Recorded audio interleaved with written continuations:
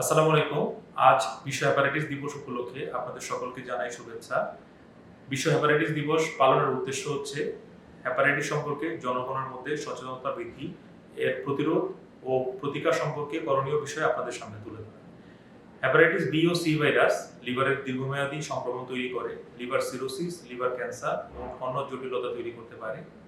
আপনারা জেনে অবাক হবেন, হেপাটাইটিস বি ও সি ভাইরাসে আক্রান্ত হয়ে 2024 সালে পুরো পৃথিবীতে 13 লক্ষ মানুষ মারা গিয়েছে এবং প্রায় 28 কোটি মানুষ হেপাটাইটিস বি ও সি ভাইরাসের সংক্রমণে পুরো পৃথিবীতে আক্রান্ত।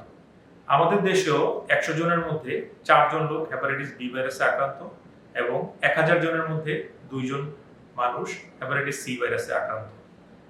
আপনারা জেনে খুশি হবেন, হেপাটাইটিস বি ভাইরাসটি ভ্যাকসিনের মাধ্যমে প্রতিরোধযোগ্য এবং হেপাটাইটিস সি ভাইরাসটি কার্যকর ওষুধের মাধ্যমে সম্পূর্ণ নিরাময়যোগ্য।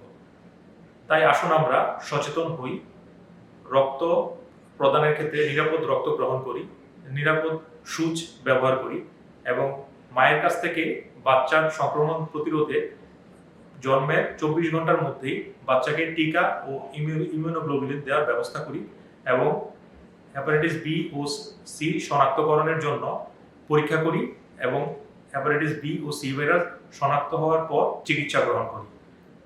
আমরা হেপাটাইটিস বি ও সি প্রতিকারে এবং প্রতিরোধে বদ্ধপরিকর হই এবং নিজে, পরিবারকে ও সমাজকে সুরক্ষিত করি।